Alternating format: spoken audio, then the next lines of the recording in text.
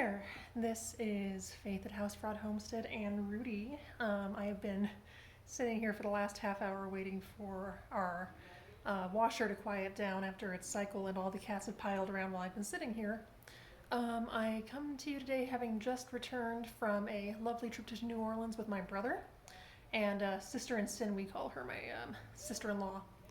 And I am here today because it has been a very eventful spring, a very rich spring, and it's time to course correct a little bit. So today I wanted to discuss moderation and temperance as it pertains to homemakers. Now, before you click away, this is not going to be some kind of lecture on biblical womanhood. If that's your thing, more power to you. That's not my thing per se, but that being said, I do think that moderation is a virtue that is very important in homemaking and in homemakers because we set the tone for the behavior and mood and pace of our households as homemakers. And so that puts a lot more onus on us to course correct when things are out of balance and to pay attention to when that imbalance is starting to occur.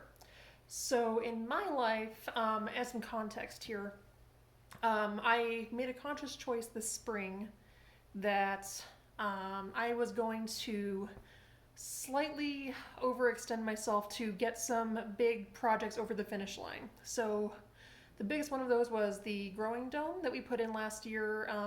The expenses for that, to get that finished and productive, exceeded our original budget and expectations. And it was not worth it to me to drag that out for years. It was just becoming a drain.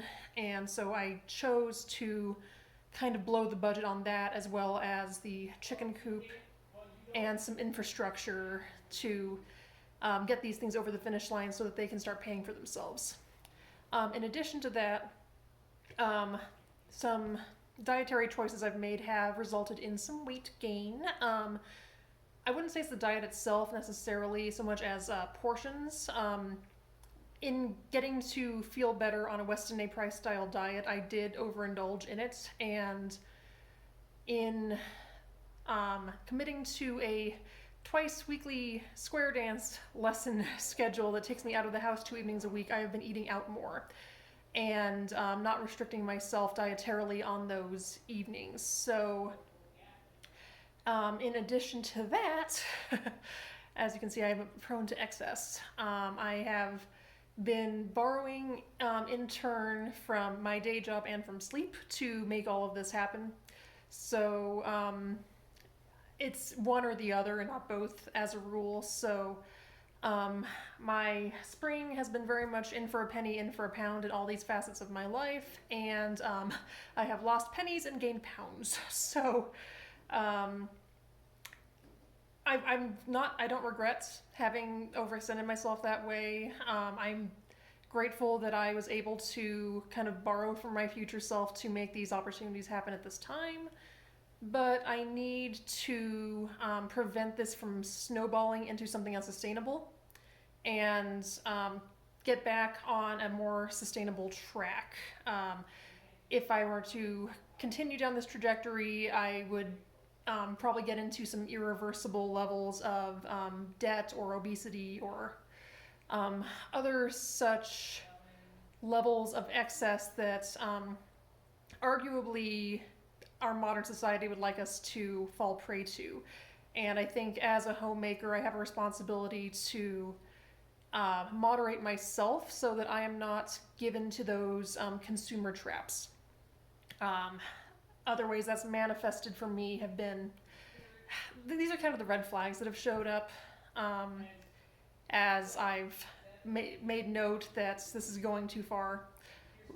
There's been a lot more, oh, we did so much this weekend, let's just order a pizza or get some takeout. There's been less cooking at home because I've been overextended. Or I'll just pull an all-nighter to get caught up. So sleep has taken a hit. I rarely get more than 6 hours a night, which snowballs into health issues, which snowballs into more expenses, which snowballs into overeating and underexercising. And you can see how it's an interconnected, vicious cycle. And it is not one that I am alone in experiencing. I think it is almost the default as a modern American.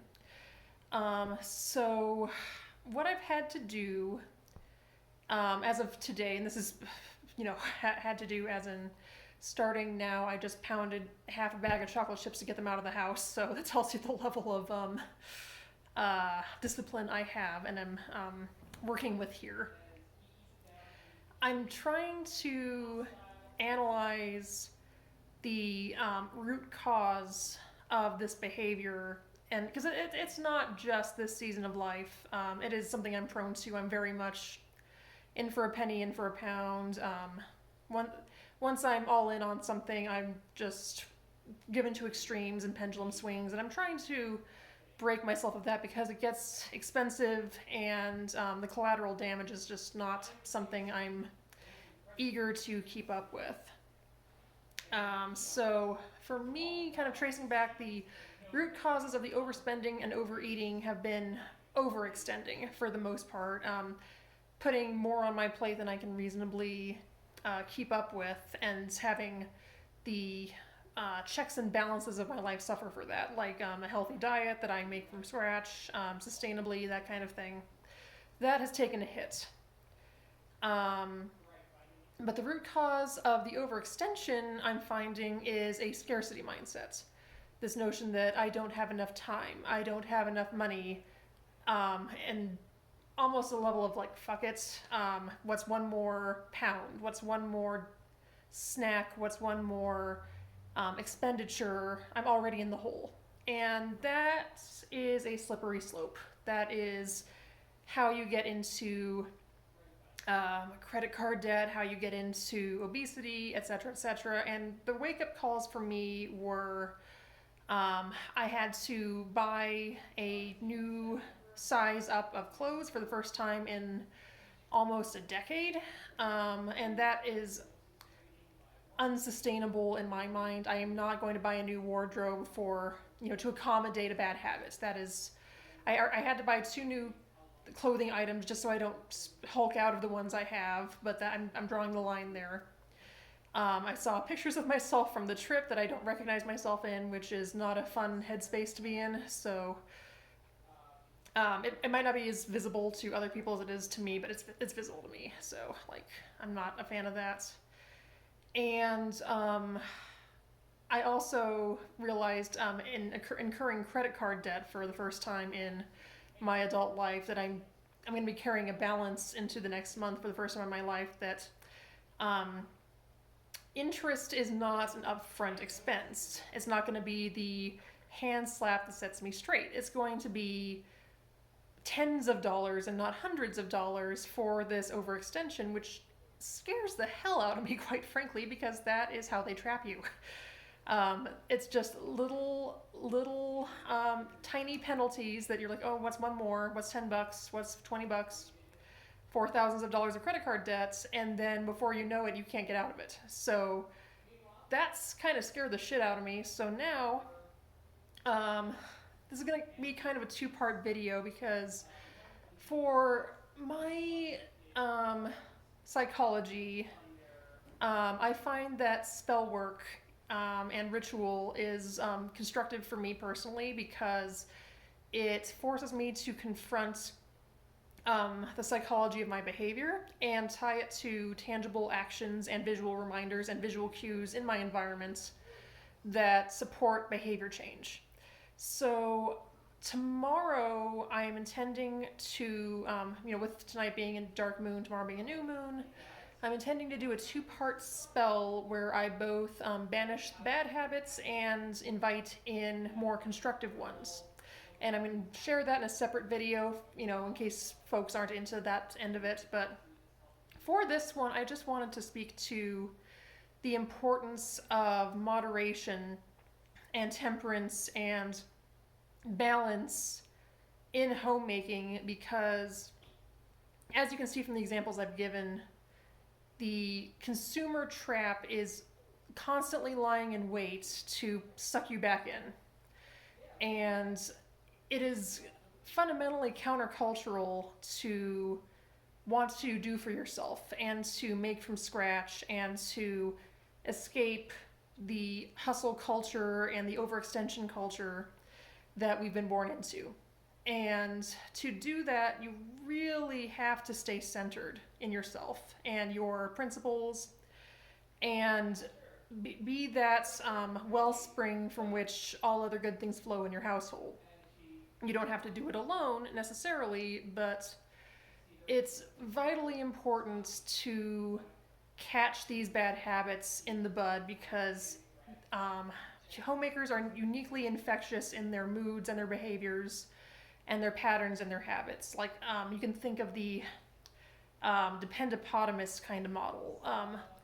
It's easy to be given to excess in a home environment where you're kind of your only authority. And it doesn't only affect you, even if you're living alone as a homemaker, it ripples out. And I think, I mean, it's not necessarily fair, but it's a reality.